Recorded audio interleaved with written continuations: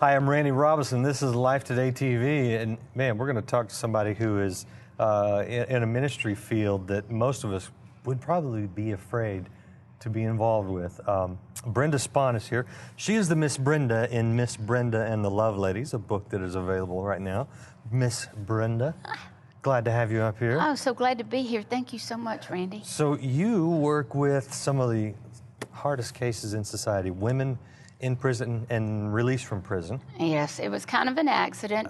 The Lord called me into the ministry when I was 11. I just was determined not to go. Just took 40 years. I'm kind of like the Israelites. And so what happened is finally the Lord brought me through personal circumstances to my knees. And I knew that I was in a dark place. And I knew that I had to do what He was calling me to do, no matter what. Now, how did you know it was dealing with women with felons? Well, you know, gosh, I hate to say this, but you know, the older women are supposed to train the younger women. Mm-hmm. Well, I figured, I knew that He was calling me to troubled women, and I figured, well, this is a great place to find some troubled women, right here at the Work Release Center. And so I decided that that's what He wanted, and so I started going into the prisons. There's only one prison in Alabama and 2 work release centers, and so I began ministering in the Work Release Center. I loved it. Women's, this is all the women's prison. Just women. And I loved it. You know, it's kind of like having grandchildren. You go in and you love on them, and then you leave, and you feel real good about yourself. Yeah. And there's such a need for prison ministry, so in no way I mean, let me tell you, people have to start going into the prisons. But what happened is I was very disenchanted because no matter how I worked with them, what happened is when the ladies got out, they went right back. It was like a revolving door, and I'm like, this just is not working. So I decided, you know what?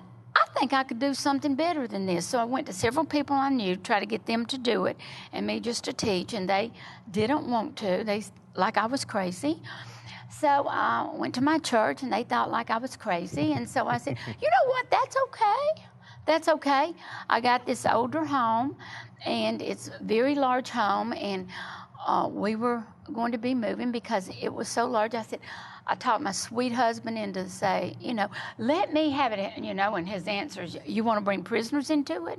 You brought women out of prison into your home? Yeah.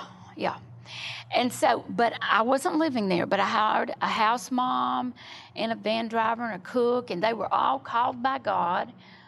And so I thought, I'll just go by every once in a while and minister to them, and it'll work out.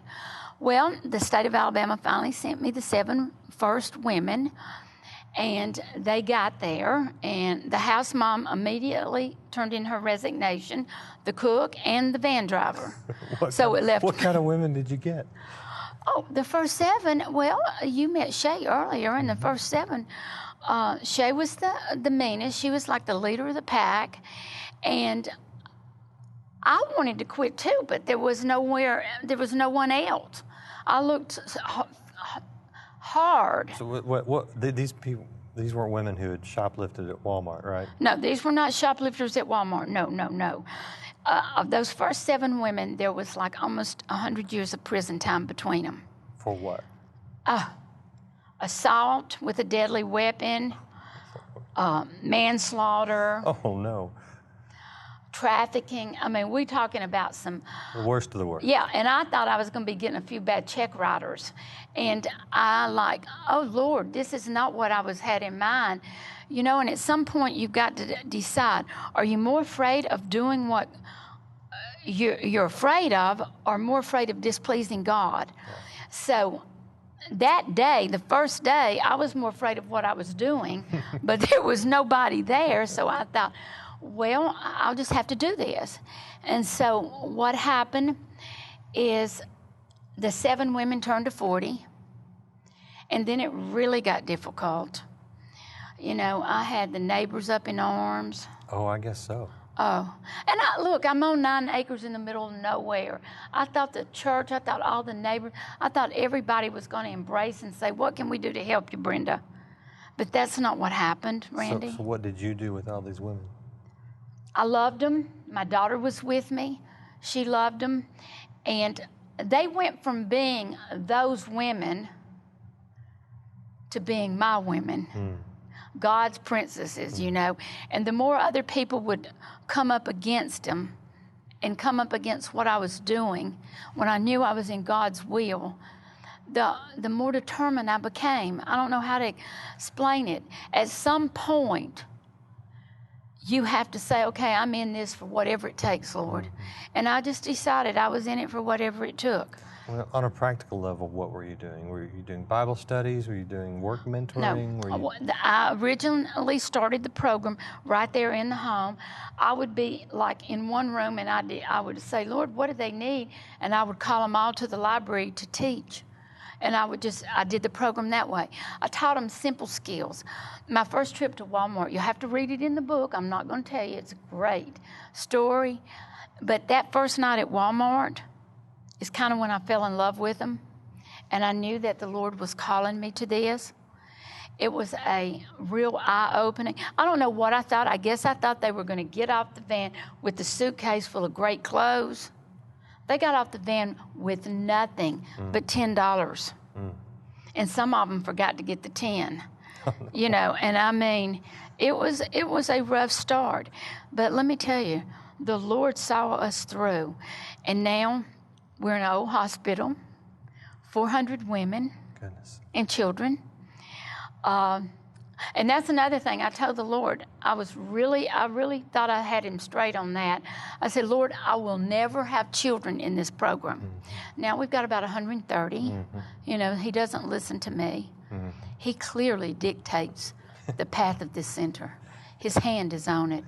So many times, only the grace of God kept it open. So what do you say to churches who want to get involved or individuals who want to get involved? I mean, do they need to model what they do after what you did? We have churches from all over, and we have people who feel led to a ministry similar to come to Birmingham and to visit us. We always open our doors to that because what we have is not any big secret. We have classes. You would be amazed. It runs kind of like a college campus. And we have women. When women come in, we take a very holistic approach. We address them educationally, physically, dental, legally. We have every class you can possibly imagine, and we tailor a woman's program. It's a 9-month program now. We tailor her program while she's at the center by what she needs. It's kind of like a prescription. Right. And so we have a lot of women in college. We have women that come through our doors that can't read. We teach them to read. We have women that comes through our doors with master's degrees, and we help them go somewhere. We help everyone achieve what we feel like God has for them. How does the gospel and discipleship factor into this whole program? Well, several years ago, early on, I found out that I wasn't going to get any funding at all because we were so faith-based, Christian-oriented. And so I considered, how am I going to make this work? And then I decided it is impossible. The only way that this would work is if the gospel was preached every day. We have praise music playing all the time. We have church every single morning, 2 times on Sunday. Every class is Bible-based. We do not keep Jesus a secret at the center. And everybody that comes through the door goes on and on. They cannot believe. It's a happy place. People say, why are they so happy? I said, because Jesus. You know, one day in another dark time, I thought, I'm not going to be able to do this. It was so hard, Randy. Some days I feel like I was fighting the women, I was fighting the city, I was fighting the churches. It's like all I did was fight. And I'm thinking, this just isn't worth it. And this wonderful, wonderful, quiet minister came to visit me. He said, Sister Brenda, and I said, what? You know, I'm thinking, what do you want? Because I'm kind of like that Peter mentality, you know, and he's like a sweet John. He said, this morning I was praying, and I believe our Lord and Savior told me that if he was walking the earth today, he would be roaming these halls with you. Well, now, I don't know about you, but if Jesus is roaming around, I'm going to be there. Mm-hmm. So I decided this to the day I die. And that is, I am a champion for these women. I have so much respect for them.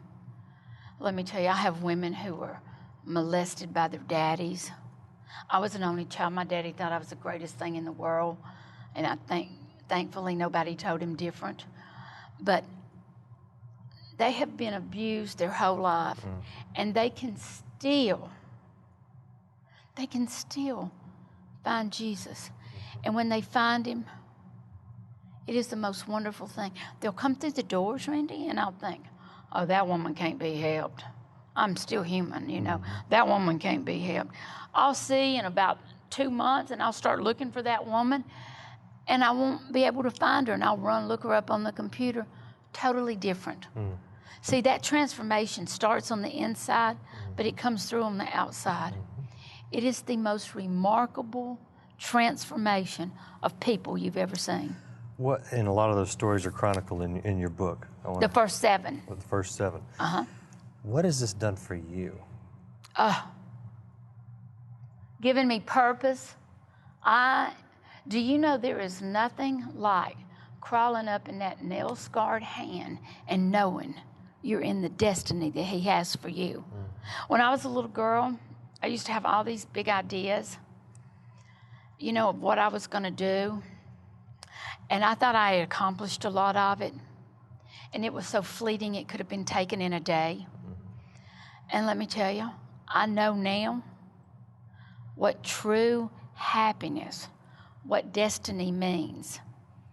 I cannot even imagine not being where he wants me. Mm-hmm. And the very women that I thought that I really was kind of a judgmental person. I was not really that nice. I want to think I was, but I wasn't. I did a lot of things. I served on boards, and I helped do things, and I gave money, and I did this, and I did that. But I did it the Brenda way. Never get my hands dirty. Mm-hmm. And now those women are my very best friends. My daughter one day was talking to one of the women, and an attorney was in there, an old friend of mine, and he came into my office just crying. He said that when the lady came in, Melinda, that's my daughter, came in and said, you know what, it looks like you really need a hug. And he said, Brenda, that is a woman 5 minutes before I had gotten out of the path off because I did not want to be close to her. And I watched Melinda give her the biggest hug and tell her that Jesus loved her. He said, I want some of what y'all got. That's good stuff to have. If you want more of what Miss Brenda has, pick up her book. Where can they find this? You can find it at all bookstores, most bookstores, on the internet. Mm-hmm. Oh, you can find a copy if you want it. And your website? www.loveladiescenter.org, or just type in Loveladies Center. And my grandkids are so proud of me because I'm a pop-up now. You just type it in and we pop right up. Good for you. Uh-huh. Check that out, and be sure to check out Brenda. You can meet one of her first ladies if you watch Life Today at lifetoday.org. Thank you so much for your obedience and for sharing your story with the rest of us.